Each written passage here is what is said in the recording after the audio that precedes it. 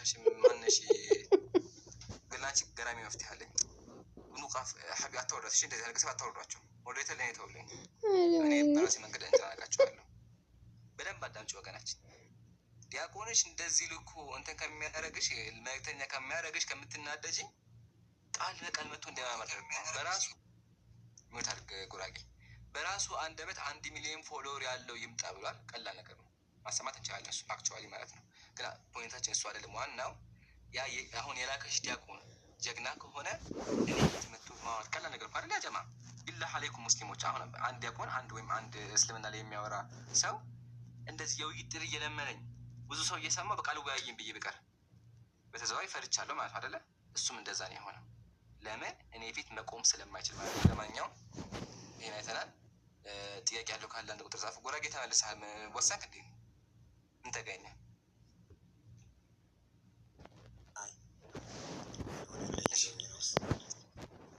ምን ሊያዘ አይ በውስጥ ያሉን ነገር ሲጽፉልኝ ሰደቡ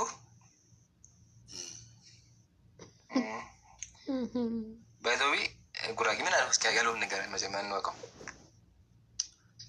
ምን ያደርጋል ያው ክርስቲያኖች ናቸው አይደለ? አዎ ምን አለው እስኪ ንገረን እንደ ሀሳብ እንድናውቀው ህዝቡም ሊሰማ።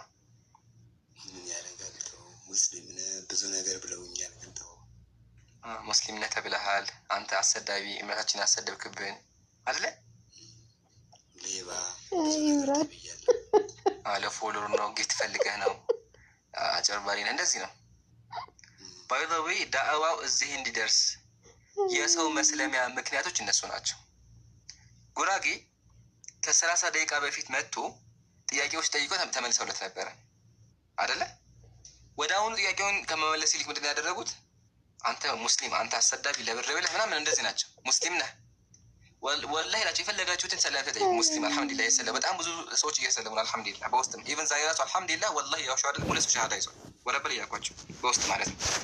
የሚሰልሙ ሰዎች ችግራቸው ምንድን ይገፋሉ ምንም መልስ ሊያገኙ አይችሉም። ኢቭን አንድ ታሪክ ልንጋችሁ ደግሞ ሁልጊዜ የምናገው ታሪክ አለ።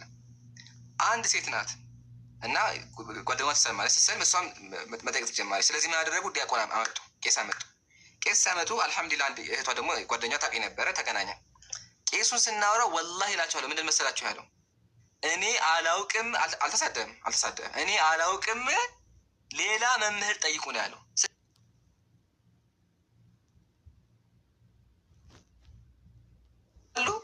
ወይማ ደግሞ ብሎክ ያደርጋሉ። ይሄ ነው ክርስትና። ለማንኛውም ጉራጌ አንተ ሰው ቢሰልፍ ማነሽ አንቺ በደንብ ወፍራ መርፌ ሰጥቻለሁ ረጋ መች ጠብቄሽ መርፌ ገና ነው አንቺ። ስለዚህ ጉራጌ ሰው ቢሰድብ ምንም እንዳይከፋ እሺ ምንም እንዳይከፋ አታስብ። ሰው የፈለገውን ነገር ዋናው ግን አንተ እውነቱን ማግኘት ነው። አታስብ ብቻ በደንብ ቁርአንን አንብብ። አላህ ሂዳያ ይስጥሽ። ቀጥል። አንድ ነገር ልበለው ለጉራጌ ቀጥይ ሳራ። ያው ጉራጌ እንደኔም እውነትን ፈላጊ ነው መሰለኝ። አንተ ብቻ አይደለህም ጉራጌ። እኔ ራሱ አሁን ቢያንስ ኦልሞስት 3 ቀን ምናምን ሆኖኛል እዚህ መከታተል ከጀመርኩኝ። ግን ትልቁን አካውንቴ ለምን ጥያቄ ጠየቅሽ ተብዬ ነው የተዘጋብኝ። ሰው ግን እዚህ ግን ድጋሚ በዚህኛው አካውንት ከፍቼ መጥቼ እዚህ ጥያቄ ስጠይቅ ግን በውስጥ ብለው ማይሳደቡት ነገር የለም። እስቲ አንዳቸውን ካል ላስተምርሽ የሚሉት የሉም። ላስተምርሽ ነይ ወደኛ ጥያቄ ጠይቅ መልስልሻለን የሚሉ የሉም። እግዚአብሔር ምስክሬ ነው። እንደዚህ አንድ ሰው የሚለን የለም። ግን ሁሉም ነገር አንድ ልጅ ብቻ በውስጥ መጥቶ ማንን ነው የምጠይቀው እንዴ? ጥያቄ ስትጠይቁ እኮ ቀጥታ ወዴት ነው የምትወስዱት? ትልልቅ አባቶች ትላላችሁ። ትልልቅ አባቶች ደግሞ ስንጠይቃቸው ደግሞ ትቀጸፊያለሽ እንባላለን። እኛ ማንን ጠይቀን ነው? ግልጽ እና ጉራጌ ጠይቅ፣ ተማር፣ እውነትን ታገኛለህ። እውነትን ከመፈለግ የእነሱ ስድብ አያቆመንም። እውነትን እስከ ጥግ ድረስ እንፈልጋለን። እውነትን ስናገኝ ደግሞ ወደ እውነት እንመለሳለን። እና ዝም በላቸው አንተ። በውስጥ የሚጽፉልህን የሚሳደቡህን አንተ ብቻ አይደለም በአንድ ቀን ብቻ ከ100 ሰው በላይ ይበልጣሉ በውስጥ መተው የሚሳደቡት። እና እነሱ እውነትን ፍለጋ ሳይሆን ስድብን ነው። እና ዝም በላቸው አንተ። እኛ እውነተኛ ሃይማኖት እንፈልጋለን፣ እናጣራለን፣ እንመረምራለን። ሙስሊም ነህ ወይ ምንድን ነህ ግን እውነተኛ ሃይማኖትን ተናገር ሲሉኝ ምክንያቱም አምላክን አትወቁኝ። አምላክ ማንኛውም አምላክ ሳታቁኝ አምልኩኝ ያለ አምላክ የለም። ወቁና አምልኩኝ ነው ያለው። ስለዚህ ሳናቀው የምናመልከው አምላክ የለም። በቃ ጥያቄ ከፈጠረብን መጠየቅ እንችላለን። ጠይቀን እናመልከዋለን አምላካችንን። እናንተን የፈጠረ እኛም ፈጥሮናል። ለምን ፈጠረን ታዲያ ሳናቀው ልናመልከው? ሁኔታ ክርስቲያን ነኝ፣ ነገር ግን ሙስሊም ቤት ገብቼ በመቀመጤ ደግሞ ሙስሊም ሊያስብለኝ ከቻለ እሰዬ ብዬ ተቀበልኩኝ። ሌባ ምናምን ሲለኝ እሺ ልሁን አውቃለሁ አልኩት። ከዚህ በላይ ምን ልበለው ነኝ? ትክክል። ተው ወገኖች፣ ተው። አንድ ነገር ልንገርህ። አንተ እውነትን በፈለግክበት ጊዜ ሁሉ እንቅፋት ይኖራሉ። አንተ ብቻ አይደለም የምትሰደብ። እኔ ሙስሊም እንኳን የሚደርሰኝ ስድብ ያው ስልቡ ይታያል። አሁን ምንድን ነው የምትቀባጥረው? እናትህ ይሄን አጥፍቼው በጣም ባለየ ስድብ ነው ይሄ ቃል ማለት ነው። አውቃችሁታል። እንደዚህ የሚሳደቡት አንተ የሸተት ግን እንደዚህ ስድብ ይሳደባሉ። አያ እንደዚህ ነው ስድባቸው። እንደዚህ ከሚሳደቡ እኮ መመለስ ችው ነበር አይደለም? አሁን እኔ ሙስሊሞች ችግር የለውም፣ ተናደው ነው በእኔ ችግር የለውም። ግን አሁን ጉራጌ ክርስቲያን ነው፣ ጥያቄ ጠይቀህ ተመለስ። ምን ያሰድበዋል? ከቻላችሁ እኮ መመለስ ነው። እናንተ ጉራጌ ወንድ ቢላችሁ መመለስ። ሰው ለምን ትገፋላችሁ? ግን አልሐምዱሊላህ ለእኛ ኸይር ነው። አጀማ ለእኛ ኸይር ለምን መሰላችሁ? በተገፉ ቁጥር ክርስትና ምን እንደሆነ ሰዎች እያዩ ነው፣ ወደ እስልምናም እየመጡ ነው። አልሐምዱሊላህ የፈለጋችሁትን ሰላም ተጠይቁ። ከመስለሙ በፊት ተገፍቷል፣ ተባረዋል፣ ተሰርቧል። ሲሰልሙ ለብር ሰለማችሁ፣ ሲማሩ የምትማሩት ለማጭበርበር ነው። ቄስ ጋር ሲሄዱ ቄሱ አልተገለጠልህም። ቄሱ በራሱ አንደበት ይሄ ሚስጥር ነው አይገባችሁም ነው የሚላቸው። ጉራጌ ደግሞ እንዳሉ የማይገባን አምላክ እንዴት ነው የምናመልከው? ጀግና ናቸው ጉራጌና ሳራ። አላህ ሂዳያ ይስጣችሁ፣ በርቱ። ሀሳብ ካላችሁ ቀጥሉ ኢንሻአላህ።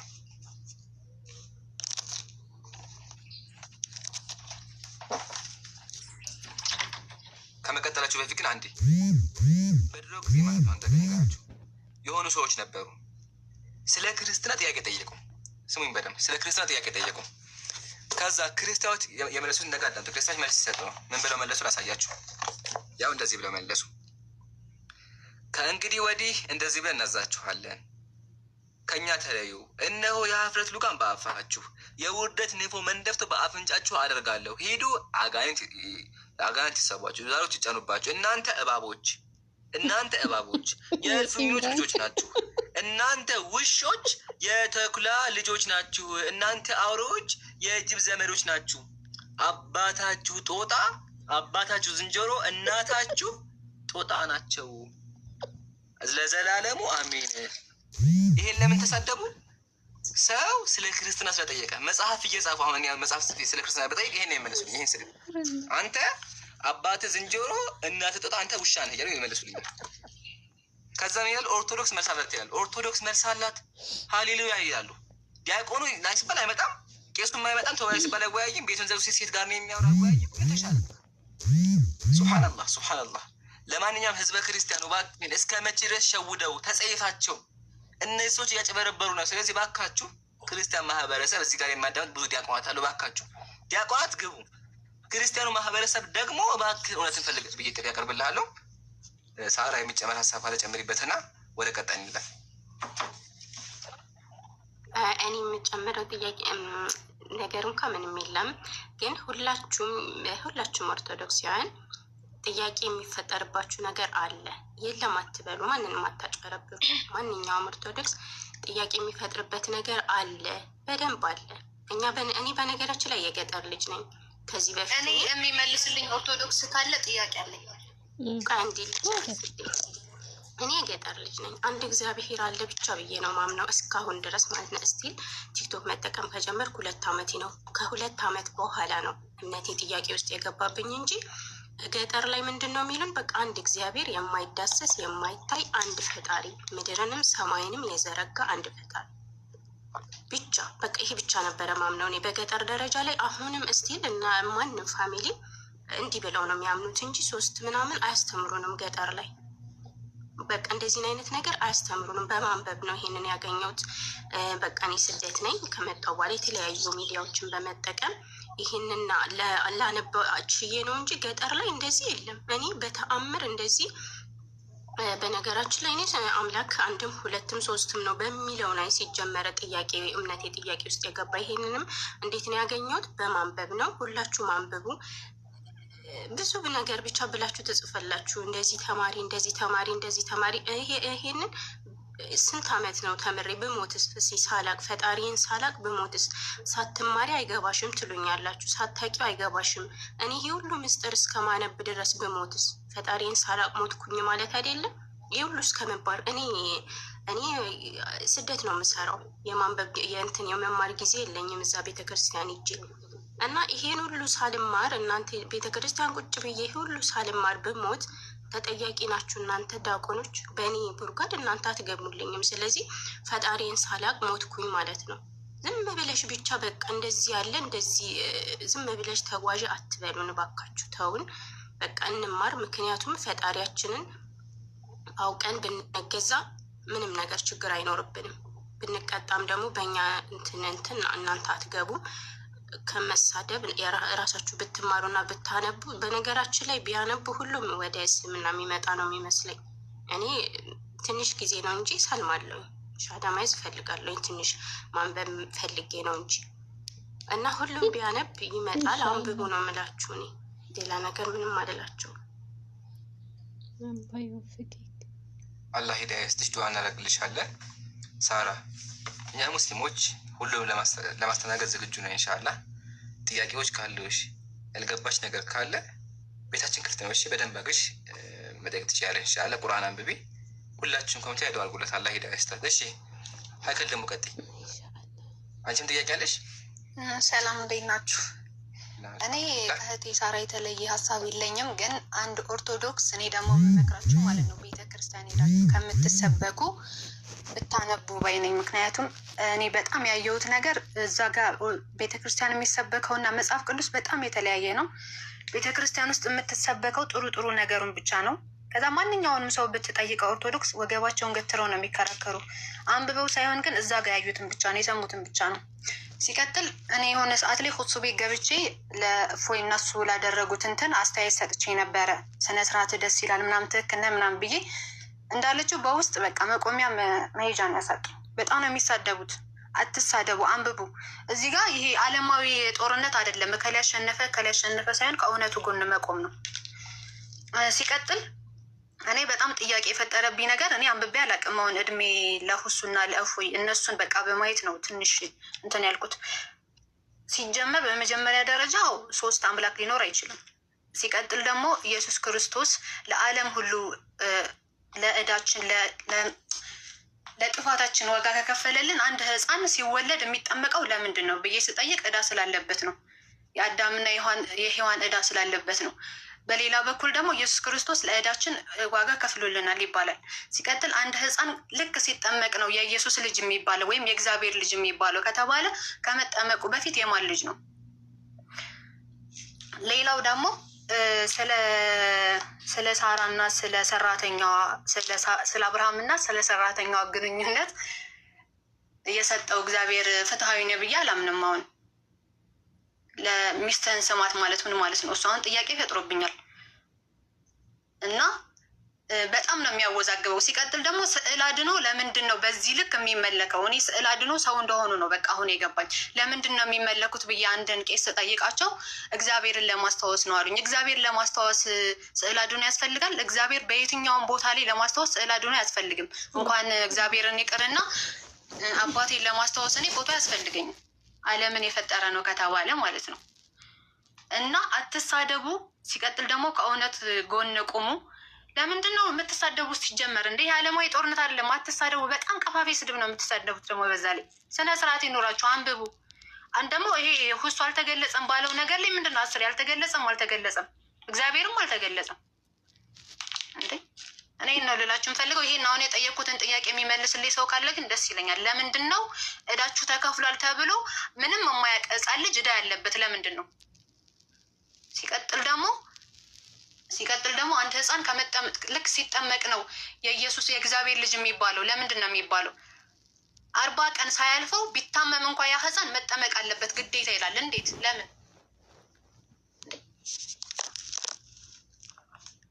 ጀግኖች አላህ ሂዳያ ይስጥሽ። አላህ ሂዳያ ይስጥህ። አልሐምዱሊላህ በደንብ ዳዋችን እየሰራን አልሐምዱሊላህ። ህዝበ ክርስቲያኑ እየነቃን ያለው ለዓለማቱ ጌታ ምስጋና ይገባ። አሁን ምን እናድርግ መሰላችሁ? ገስት ላይ 3 ክርስቲያን አለ። 3ቱም እኔ አላወራም ሊመልስላቸው የሚችል ዲያቆን ካለ እባክህን አንድ ብትጻፍ። እኔ አላወራም፣ በቃ እኔ አላወራቸውም። እኔ ባወራቸው ሙስሊም ነው። እጅ ላይ መጽሐፍ ቅዱስ አለ። ሁሉ መጽሐፍ ቅዱስ፣ ይሄ መጽሐፍ ቅዱስ፣ ይሄ ሁሉ መጽሐፍ ቅዱስ፣ እዚህ ጋር መጽሐፍ ቅዱስ አለ፣ ብዙ አለኝ። ግን እኔ አላወራም፣ ችግር የለውም። ዲያቆን ካለ እባክህ አንድ ዲያቆን ገስት ግባና እባክህን መልስላቸው። ወገኖች ያድርጋቸው። ያው እስልምናን አትቀበሉ ምትሉ ያወራሁትን ነገር ሰምታችሁኛል? ይቅርታ እኔ ኔትወርክ ይዞኝ ነበረ። ተሰምተሻል። ቀጥይ ሳራ። እሺ ወደ እስልምና እውነትም ወደ እስልምና ሃይማኖታችንን መቀየር ማትፈልጉ ከሆነ እንዳንወጣ ከቤተ ክርስቲያን እንዳንወጣ ማትፈልጉ ከሆነ ኑና ጥያቄያችንን መልሱልን። እኛ ማንኛውም እምነት ትክክለኛ እምነት ከሆነ ችግር የለብንም ለመከተል። ግን እውነትን ነው የምንፈልገው። በስርዓት የምታስረዱን ከሆነ የምንጠይቃችሁን ጥያቄ በትክክል የምትመልሱልን ከሆነ በነገራችን ላይ ምንም በድብቅ የሚገዛ አምላክ አለ ብዬ ራሱን ሳይገልጽ ራሱ እንደዚህ ብሎ በግልጽ በመጽሐፍ ቅዱስ ላይ ሳያስቀምጥ ተገዙኝ የሚል አምላክ አለ ብዬ አላምንም መቼም። ምክንያቱም ፈጣሪ ራሱን በእንትኑ በመላእክቱ በነቢያቶቹ ግልጽ አድርጎ እስካልነገረን ድረስ እኛ በምን አውቀን ነው የምንገዛው? ግን እናንተ በመጽሐፉ ያለውን ነገር ስንጠይቃችሁ ትቀሰፋላችሁ ብላችሁ እኛን ታስፈራራላችሁ። ስለዚህ እኛ በምን አውቀን ገዛው አምላካችንን? ስለዚህ የምትመልሱልን ካላችሁ ግቡ እና መልሱን። አልተገለጸም። በነገራችን ላይ ሁሱ ህዝበ ሙስሊሙ ማለት ነው በደንብ ማመስገን አለባችሁ። የምሬ ነው የምላችሁ፣ በደንብ ማመስገን አለባችሁ። ምክንያቱም ይሄ አልተገለጸም የሚለው መዘዝ ማለት ነው ብዙ ነገር ነው የቀየረው፣ ብዙ ነገር። ምክንያቱም እኔ በቃ እኔ ተስፋ ቆርጬ የመጨረሻ ተስፋ ቆርጬ እዚህ ደረጃ ለመድረስ የቻልኩት አልተገለጸም በሚለው ነው። አልተገለጸም ሲሉ አሁን እኔ የምሬ ነው እኔ በራሴ አፍራለሁ። ምክንያቱም እነሱ የሚፈልጉት ያልሆነውን ነገር ያልተገለጸውን ነገር ጨምሮ እንዲያወራ ነው የሚፈልጉት፣ እንዲያወራ። ምክንያቱም እሱ ምንድን ነው ያለው?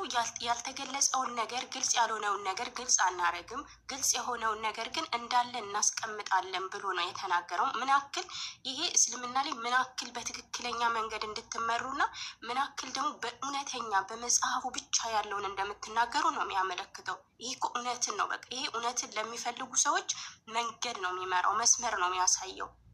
የእውነቴ ነው የምለው እኔ መስመር ነው የሆነን። አልተገለጸም፣ መስመር ነው የሆነን። በቃ 100% ይሄ እኔ መስመሬ አልተገለጠም ነው። ምክንያቱም ምን ያክል እውነት ላይ መጽሐፍ ቅዱስ ላይ ግን የማይጨመር ነገር የለም። ሲፈልጉ በፍላጎታቸው የፈለጉ ጊዜ ይጨምራሉ፣ የፈለገውን ይቀንሳሉ። እንደዚህ የሆነ መጽሐፍ ቅዱስ ብዙ ጊዜ ተበርዟል። ግን የፈለጉትን ያወጡታል፣ የፈለጉትን ይቀንሱታል፣ የፈለጉትን ለምን? እሺ ሳራ ይብቃሽ። በቃ አሁን ወደ ጥያቄ ሲጀመር መጽሐፍ ቅዱስ ሊበረዝ ለምን አስፈለገ? ሰው ኦርቶዶክስ ይምጣ ብላችኋል። አሁን እንመልሳለን። አንተ ሲጀመር አንተ ተሳደብ። አንተ ሲጀመር ምን ታውቅና ነው የምትመልሰው? አንተ ኦርቶዶክስ ይምጣ ተብያለሁ። አሁን ጠይቂና የፈለግሽውን እንመልሳለን። ለምን ትረበሻል? ስነ ስርዓት የሚባል ነገር አልፈጠረባቸውም። አይ ፖለቲካ አትስሯ። የሌለ ነገር ሲጀመር እፎይ ሸውዶናል። ሲጀመር ልንገርህ እፎይ ሸውዶናል። በሀሰት ትምህርት ሸውዶናል። እፎይን እኔ ከስንት ዓመታት በፊት ነው የምከተለው፣ ከስንት ዓመታት በፊት ነው ማውቀው፣ ከአንተ በፊት ማለት ነው። ግን ሸውዶናል፣ እፎይ ሸውዶናል። ምክንያቱም የሌለን ነገር ነው አምጥቶ የሚያስተምረው። እኔ ኬት እንደሚያመጣው አላውቅም። ለራሱ ለብቻው መጽሐፍ ተጽፎለታል እንዴ? እኛን በጨለማ ድር አድርጎ እየጎተተን የነበረ በጨለማ እፎይ ነው። እፎይ ሲጀመር እኛ ሸውዶናል። ሙስሊምን አይደለም በጨለማ እየመራን ያለው እፎይ ሙስሊሙን አይደለም። አንተ ሰውዬ ልንገርካ፣ ኦርቶዶክሳውያን ነው በጨለማ እየመራን ያለው። ገባህ? ሸውዶናል። ማሸወድ ደግሞ ሁሌም ደግሞ ተሸወዱ ነው እንዴ? በቃ ከተነቃ እኮ ላሽ ማለት ነው እንዴ? ይህን አክል ሸውዶናል። አሁን ነቀን በቃ ላሽ በሉ።